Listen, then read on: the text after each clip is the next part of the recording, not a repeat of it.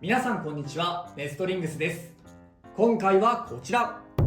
新しく発売されたフェニックスウィングとランダムブースターボリューム2のパーツを使って 3on3 バトルをやっていきたいと思います。今回は私野水航がランダムブースターボリューム2のパーツを、そしてつぶやきさん太郎がフェニックスウィングのパーツを使って対戦していきます。それではやっていきましょう。いきましょう。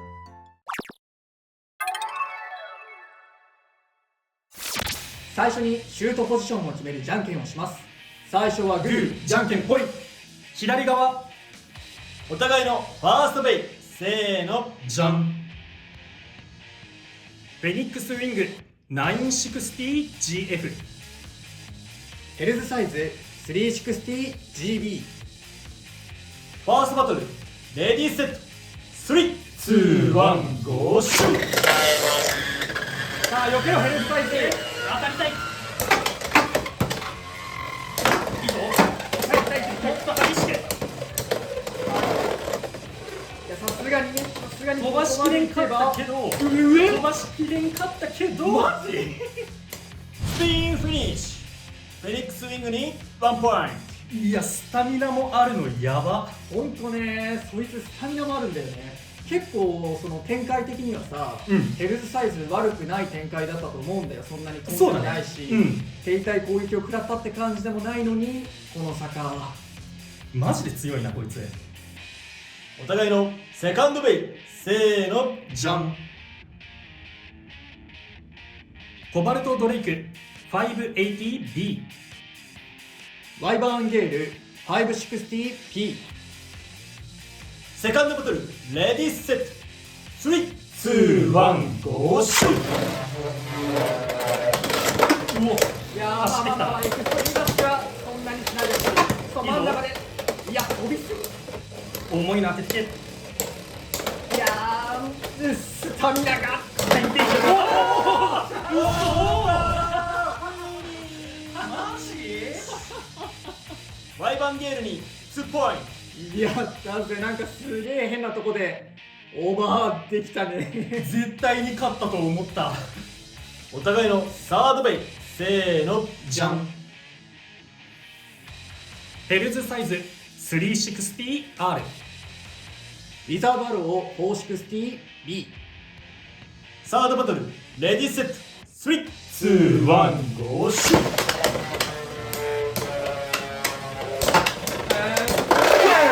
オーバーフィニッシュ。リザードアローに2ポイント。よってこの勝負は野水航選手の勝利だ。よーし、なんかパッとしない勝ち方だったけどやったぜ。ここなんか吸引力働いてる。これ金だからか？金だからだよ。金だからかな。本当にそのキンヘルズなんかよくわかんない負け方してはね。別にキンヘルズが弱いんじゃないもんね。つぶやきさんのキンヘルズだけがこうなるんだよな。謎の相性の悪さがなんかまた出てきたな。はい、ということで今回はランダムブースターボリューム2とフェニックスウィングのパーツを使って 3on3 バトルをやってきました。いかがだったでしょうか？いや、フェニックスウィング本当に強い。フェニックスウィングの一般発売の日がやってきて、僕たちも含めて先行発売でゲットできなかったブレーダーたちも全員フェニックスウィングゲットすることができて、もうこれはベイタイムシフトが起きてしまったんじゃないでしょうか。もうそれぐらい本当ね、ベイの次元が1個上がった気がするぐらい強い。もうアタック力がすごく高くて、今回はちょっとあんま重たい一撃みたいな当たり方はできなかったんだけど、ただ練習とかで何回も使ってると本当なんかちょっと肩がぶつかっちゃいましたよぐらいの軽い当たりでも相手のことすごい吹き飛ばすぐらい攻撃力があって、で攻撃力ものすごいのに最後のスタミナも結構残るんだよね。いやー今回のなんてまさにそうだよね。本当そのね、ギアフラットスタミナ面で言えば結構スタミナ消費激しそうかなっていうこのギアフラットでも相手のヘルズ相手にスピン勝負で勝てるぐらいスタミナが残ってて、こいつほんと優秀なブレードだなって思う。あんまりさ、俺これは買っとけみたいなことって言いたくないというか言わない派閥の人間ではあるんだけどさ、大会とか出る人、絶対に買った方がいい。本当にそう、明らかにもうこの次の世代の想定すべき敵でもあるし、使っていかなきゃいけないベイだと思ったね。ね、本当にこれは全ブレーダーゲットしてほしいよね。で、今回俺が使った 3on3 デッキがこのフェニックスウィングに加えてコバルトドレイクとヘルズサイズのこのメタルコートデッキを使ってみたんだけど、このコバルトドレイクに続く最重量級のブレード、同じぐらいの重さを持つブレードなんだけど、このフェニックスウィングはコバルトドレイクと使い比べてみて俺が感じたのは、フェニックスもちろんスタミナさっき言ったように残るんだけど、スタミナ面だけで言えば若干コバルトの方が優秀なのかなっていうところは感じた。ただアタック面で言うとコバルトよりフェニックスっていう感じ。両方ともボールのビットを吐かせた時だったらコバルトドレイクの方が若干長く回るかなっていう印象だから、このフェニックスウィングも結構どんなビットでも合うんだけど、使うならちょっとアタック寄りの方がやっぱ良さがもっと活かせるのかなって思う。ただコバルトドレイクね、長くちょめ丸使ってるけど意外とそいつ姿勢崩しやすいから、そこだけは気をつけた方がいいかな。そうだね。あとはバーストもしやすいからね、AT 系のロック硬いラチェットで使うっていうところも結構大事になってくるかな。あとはこの新しいビットのギアフラット、これちょっと水平で強くシュートするともう自分の自滅エクストリーム量産機になっちゃうから、このギアフラットは結構扱いが難しくって、水平で打って暴れさせたいならわざとシュートパワー落とさないと厳しいかなって思う。強めに打ちたいんだったらやっぱ斜めにしてラッシュシュートじゃないともう自滅しちゃう、する可能性が高いとかじゃなくてもう自滅しちゃうって言い切ってもいいぐらいのビットかなって思います。で、今回は野水航の方がランダムブースターボリューム2のパーツのワイバーンゲールとギアボールを使ったんだけど、今回ね、なんかたまたまオーバーが決まってワイバーンゲールはアタックで勝つことができたんだけど、結構ワイバーンゲールはね厳しいブレードっていう感じがしてしまうね。問題だと思う点がいくつかあって一つずつ挙げていこうと思うんだけど、まずはこのワイバーンゲール自体、これはめちゃめちゃ軽い。ウィザードアローと同じくらい、31g から 2g ぐらいの感じかな。そうだね。だから攻撃された時に飛びやすいっていうところはこいつもあるし、あと持久面でヘルズサイズ B とかと当たると純粋に持久バトルだけしてるとこっちの方が先に失速するねっていうのがあるから、そこがまず1点目厳しいところだと僕が感じてるとこね。で2つ目がややブレます。ベイブレード X のベイ全部に言えるかもしれないんだけど、このランチャーフックがさ、奇数の3つついてるじゃんね、だから左右対称にならないんだよね。そうだね。多分それが原因でね、なんかどっちかが偏っててみたいな感じで若干ブレやすい。で一応ね、僕の場合は560いくつかつけたら調整できたから、綺麗に整えることもできる、けどパッとつけてパッと回して強いタイプではないのは確かだなっていうのは感じたね。で次にバイパーテールと同じで、こいつもねスマッシュ形状なんだよね。下に相手を押さえつけるようなブレードの形になってるから、こう自分からぶつかったり相手に殴られた時に上の方に飛んでっちゃうっていうのは結構これも感じてて、エクストリームとかオーバーになんかピョーンって飛んでっちゃうってことはたまにあるかなと思ったね。でそして最後、これが正直一番の問題だと思ってるのが、めちゃめちゃバーストしやすい。そうなんだよね。なんか裏側見るとラチェットつけるところが若干他のベイと形違うんだよね。そうなんだよね。こっちがウィザードアローでこっちが黄色のねワイバーンゲイルなんだけど、ここに何かあるの分かるかな。これ突起が、そう3つの突起が爪みたいなのがあって、こっちにはそれがないんだよね、今までのブレードには。で最初これを見た時にさ、ラチェットを噛み合わせよくしてもしかしてバーストロックって思ったんだよ。俺も正直最初思った。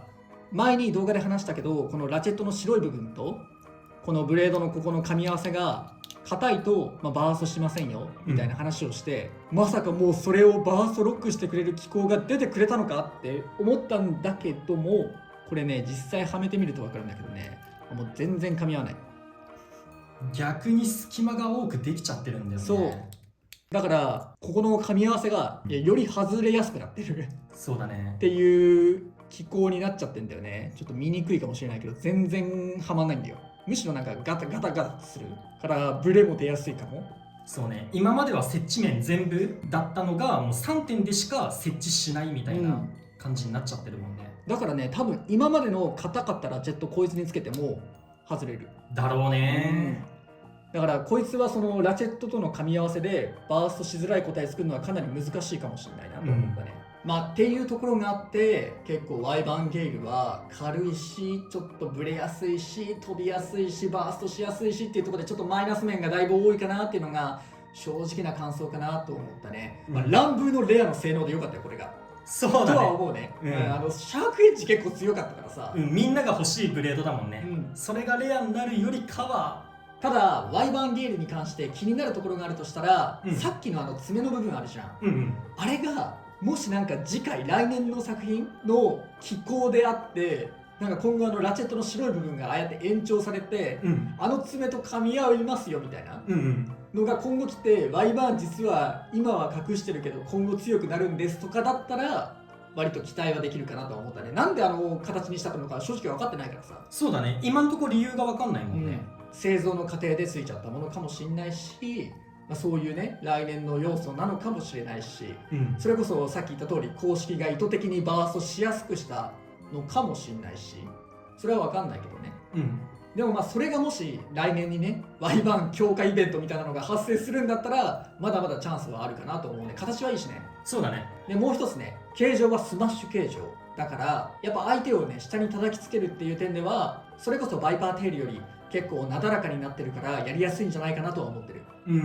だからこのスタミナが足りない面、そういうのをちゃんと改善できて相手を下に叩きつけられる改造にすれば、あるいはもうめちゃめちゃ綺麗に回って持久力めちゃめちゃ高い状態にすればまだまだ可能性はあるかなとは思ってるね。そしてもう一つ新しく登場したこのギアボール、ようやく3つ目のボール軸が登場したっていうことでヘルズサイズにね使ってみたんだけど結構難しいパーツかなとは思ったね。そうだね。まあ、ボールよりもさこの先端が大きくて丸いから結構こう倒れづらさみたいなところは感じるところはあったけど、ちょっとでも倒れるとこのギア部分にスタジアムが当たってなんかスタミナロスするっていうのは正直感じたかな。それこそ今回のヘルズサイズもちょっとその面はあったかなと思う。そして何よりもこいつの特徴であるエクストリームラインと噛みやすいっていう特徴、これあんまり良くないなって思ってんだよな。スタミナタイプだと。そうエクストリームダッシュをするとその分スタミナが減ってしまうっていうのは、まあ、みんな知ってることだと思うんだけど、それが起きやすいってことはそれだけ失速してスタミナロスしやすくなってしまっているっていうのが1点と、回転力が高い状態で相手と当たってエクストリームラインに乗ると自滅しちゃうんだよ。